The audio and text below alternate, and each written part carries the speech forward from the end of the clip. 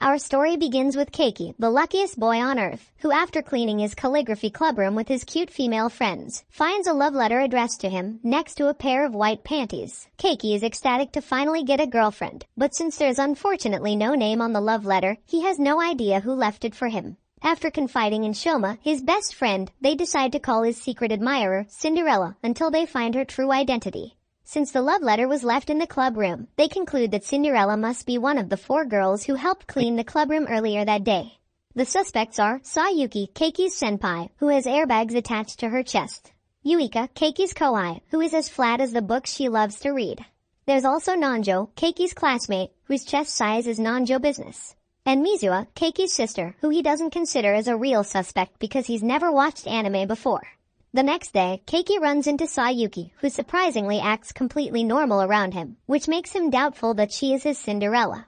As such, he decides to visit the library next to talk with Yuika, who thanks him for always helping out at the library, but urges him to quit the calligraphy club so he won't be seduced by Sayuki's monstrous melons. Those are her words, not mine. Later that day, during gym class, Keiki notices Nanjō staring at him, and as he contemplates the possibility that she could be his Cinderella, he is hit in the face with a basketball. He wakes up moments later in the school infirmary and is surprised to see Nanjō next to him. After some brief small talk, Keiki asks her how she would react if he were to get a girlfriend. To his surprise, Nanjō responds that she could not support such a thing and leaves the room.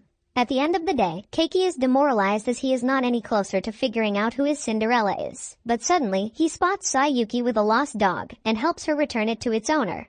When she sees the dog playing with its owner, however, she says that she's jealous and asks Keiki to pet her head like he always does to his sister. Keiki is a bit hesitant at first, but he eventually gives in and pets her head, which Sayuki greatly enjoys. After returning home and talking about his day with Mizuha, Keiki becomes a little bit more certain that Sayuki is his Cinderella. But the next day at school, Keiki is shocked to find that Sayuki has begun avoiding him, and he can't seem to ever get a hold of her. Frustrated by this, Keiki forcibly stops her after school and confesses that he knows her secret. Sayuki is surprised to hear this and asks him if that means he dislikes her now. Keiki reassures her that he doesn't hate her at all and that actually he's really glad.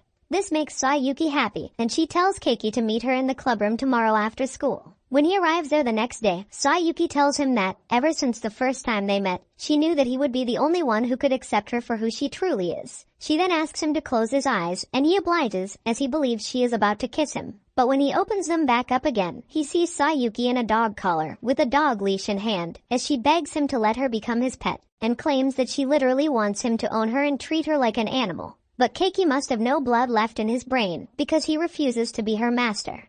The next day, while helping out at the library, Keiki is visited by Sayuki, who playfully teases him and begs him to punish her as harshly as he wants. And when Sayuki finally leaves, she grabs a book about dog training on her way out, and tells Keiki that she looks forward to training with him, which just confuses a now jealous Yuika, who after witnessing Keiki and Sayuki's weird relationship, demands that Keiki give her some attention too. And to appease his kowai, Keiki agrees to go on a date with her. This is Keiki's first date ever, but he's actually thrilled to be spending the day with such a cute girl. Thankfully, their first date goes great, and even ends with Yuika kissing Keiki's forehead, as thanks for him saving her from a bunch of flirty guys. On the train back home, while Yuika is asleep on Keiki's shoulder, he reminisces about how distant and cold she was when they first met, and how they grew closer together every day, until she completely opened up to him and they became friends. And as he watches her sleep, he wonders if this adorable girl could actually be his Cinderella. The next day at school, Yuika has Keiki meet her in a private room, and confesses that, from the first time they met, she knew that he was the only one who could accept her true nature. Keiki is nervous, as he believes that he's finally about to receive a love confession from his Cinderella, but in reality Yuika asks him to be her slave. She then takes off a piece of clothing and shoves it in his mouth, to reward him for being a good slave. As he lays there suffocating, Keiki wonders if this is truly how he's going to die. He suddenly wakes up in his bedroom the next day, and absolutely dreads having to go to school again, as he doesn't want to deal with Sayuki and Yuika's nonsense. But thanks to those two weirdos, Keiki comes to the conclusion that his Cinderella must be Nanjō. After school, Keiki heads to the calligraphy club room, and finds Sayuki in a maid outfit upon opening the door. He immediately slams the door back shut however, and runs away. He then runs into Nanjō shortly after, who tells Keiki that she's tired of him being nice to everyone all the time, and that she doesn't want to see him with other girls anymore. To make it up to her, Keiki, Shoma, and Nanjō head to an arcade together and spend the whole night having fun and playing games, like they used to do in the past. At the end of the day, they part ways with Shoma, and Keiki decides to walk Nanjō home so he can figure out if she's really his Cinderella. As they walk and talk, Nanjō seemingly comes close to confessing her love, but is interrupted by a sudden downpour of rain. After finding shelter, Keiki notices Nanjō looking at a picture of Shoma and concludes that she's in love with him. Nanjō denies this, however, but runs away without explaining anything, leaving Keiki confused and unsure if she is his Cinderella after all. When he returns home, he gets the feeling that he somehow hurt Nanjō's feelings and is not sure how to make up for it. He decides to confront her the next day at school and apologizes for hurting her feelings by promising to do anything she wants. She leans in closer to him and asks him if he's truly serious about that. Seeing her reaction, Keiki is certain that she is his Cinderella and that she's about to confess her love to him. Nanjō then says that the only thing that would make her happy is if Keiki started dating Shoma, his best friend. It turns out that Nanjō is actually a popular manga artist who writes forbidden boy-on-boy fan fiction about Keiki and Shoma. Keiki, of course, refuses to partake in her wild fantasies, leaving Nanjō with no choice but to threaten that she will do everything in her power to make sure that Keiki never gets a girlfriend, as that would get in the way of her inspiration for her manga.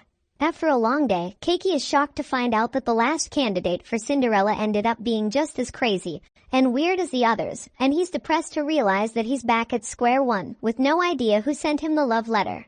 When he returns to his shoe locker, however, he finds a picture inside of him with Sayuki in the maid outfit, along with a note threatening him to come to the astronomy club room, or else. With no other choice, Keiki goes along with the blackmailer and enters the creepy and dark club room, only to be met by a short girl named Koharu, who tells Keiki that she's sorry to have to resort to blackmail, but she just can't help herself anymore because she's madly in love. As he turns around and sees how cute she is, Keiki begins to believe that Koharu might be his Cinderella after all. He immediately leaps forward and asks her to marry him. However, Koharu refuses, as it turns out that she is actually in love with Shoma and just wants Keiki's help to get closer to him. Keiki is of course reluctant to help out this obvious stalker, but she reminds him that she has an incriminating picture in her possession, and she will spread it all over the internet if he doesn't help her out.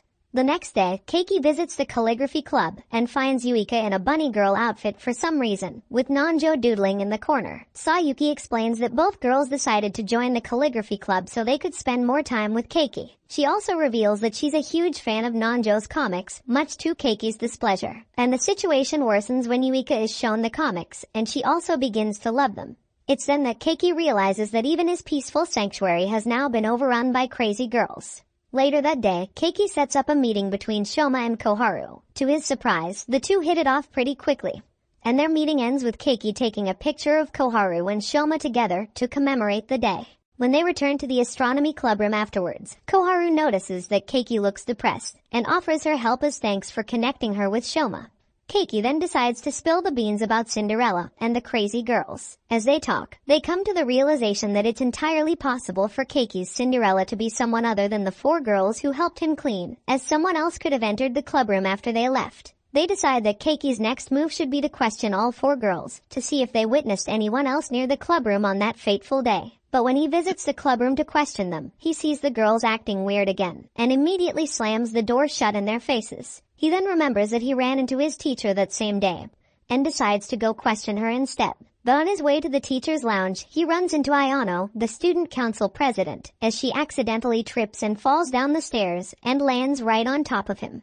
Embarrassed by this situation, Keiki asks her to get off, but she denies this request, and instead asks him if they can lay like this together for just a little while longer.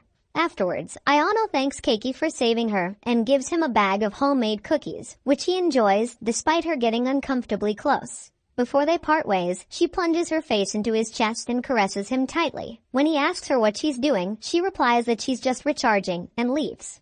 After this weird encounter, Keiki consults with Koharu once more to see if Ayano could be his Cinderella. But after stalking her for a while, Koharu thinks that Ayano seems like a perfectly normal girl, and not the kind to leave her undies in a love letter. Keiki then thanks Koharu for her excellent recon skills, and heads to the calligraphy club room to look for more clues. But upon arriving there, he sees that Yuika is the only one present, and she's set a trap for him. He trips, and she climbs on top of him, before once again demanding that he become her slave and pledge his undying loyalty to her. When he tries to push her off, however, he accidentally puts his hands on her tiny mountains. Embarrassed, Yuika runs away in tears, while calling Keiki a generic harem protagonist. Those are her words, not mine. But I agree. After gym class the next day, Keiki runs into Ayano again. But she keeps her distance from him and eventually runs away. Confused by this, Keiki decides to get changed and visit Ayano in the student council room, but is surprised when it's just the two of them alone. Ayano feeds him apple pie and some comforting warm tea while peaceful music plays in the background, and she lays her head on him. With this soothing atmosphere, Ayano begins to fall asleep, and Keiki is becoming drowsy as well. As his eyes begin to close, he thinks to himself how this situation is actually pretty romantic, and he's happy to have finally found a girl who isn't crazy. But when he wakes up moments later, he finds Ayano between his legs, trying to remove his boxers. It turns out that Ayano has a thing for smells, and when Keiki saved her and she landed on top of him, she knew that he was the only one for her because his smell was so captivating. She further explains that she avoided him after gym class because his smell was just too stimulating for her. She then asks Keiki to hand over his briefs so she can smell them briefly, but he of course refuses. Later on, a depressed Keiki confides in his best friend about his lack of luck at finding a normal girlfriend. However, Shoma reveals that his luck isn't any better because he visited Koharu's house and was creeped out by finding several DVDs in her room, labeled with his name, and a notebook that detailed every single thing he did, every day. Both men lament how the only girls interested in them seem to be crazy.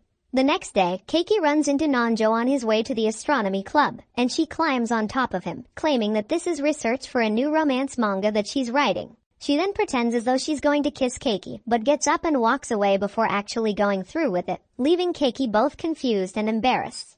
When Keiki finally arrives to the astronomy club room, he finds Shoma on top of Koharu. However, they claim that this was just a misunderstanding, because she tripped and he tried to catch her. While picking up the pictures on the ground, Keiki notices the timestamp on one of the pictures, as well as a girl in the background. Keiki immediately recognizes the girl, and with this evidence, he believes he's finally found his Cinderella. He decides to put a plan in motion to definitively find the identity of his Cinderella, and invites Sayuki, Yuika, Nanjō, and Mizuha to the pool. Once there, Sayuki and Yuika fight over Keiki as usual. To appease the girls, Keiki decides to spend some time alone with each of them separately, and eventually spends some time with his sister too. Later on, the group surprisingly bumps into Koharu, who's working a part-time job at the swimming pool. She tells them that they need contestants for a love confession event taking place at the pool, and Sayuki decides to enroll every girl in the competition, with the winner being able to force Keiki to follow a single order that the winner gives him, without complaining or saying no. And despite Keiki's complaints, the girls agree to enter the competition. As the girls take turns confessing their love for Keiki, he miraculously misunderstands every single one of their confessions, through some seriously impressive mental gymnastics. When Mizuha comes on stage, however, and confesses how much she loves her brother, Keiki is unsure how to interpret those words. But the crowd must have been full of anime fans, because they voted for Mizuha's weird sibling love confession, and she won the competition. Afterwards, before they head home, Keiki has a private conversation with his sister. He congratulates her on winning the competition, but asks for her forgiveness for what he's about to do. He then suddenly lifts up her skirt to reveal her white underwear, the exact same that had been left with the love letter. Thanks to the picture, he had realized that Mizuha was actually his Cinderella all along, because he could see her in the picture wandering around school after she had supposedly left. Mizuha does not deny this and confesses that she truly does love him, and that she really enjoyed the mystery of being his Cinderella, since being chased by him made her feel loved and wanted. Keiki tells her that they can't be together, however, because they are brother and sister, but Mizuha reveals that they're not actually blood related. Despite this bombshell, Keiki still refuses to date her, so she asks him for his forgiveness for what she's about to do and kisses him. The next day, Keiki wakes up in his bed, feeling as though the events of the previous day were just a dream. But he realizes that it was indeed reality when Mizuha wakes up next to him and smooches him once more. She reiterates that it's not wrong for her to feel the way she does about her brother, but Keiki is simply overwhelmed and confused by all this. He decides to run away so he can have some time to think this through. Ian calls his father, who confirms that Mizuha is not his biological sister, as she was actually adopted. Although he's still confused, Keiki decides to return home later that night. When he arrives home, he confronts Mizuha and asks her why she even loves him. Her answer makes him remember the first time they had met and became siblings, something he had conveniently forgotten. This was the moment Mizuho began to fall in love with Keiki. But as they embrace one another, Keiki is no longer confused about what he has to do. Just as he had promised her when they were kids that he would be her brother forever, Keiki decides that their relationship must continue as brother and sister and nothing more. After this, his life seemingly returns to normal, but Keiki is still not any closer to having a normal girlfriend like he desperately desires, which makes this a very relatable anime. Let me know in the comments section below if you predicted Cinderella's true identity, and as always, thanks for watching and I hope to see you all again in the next video.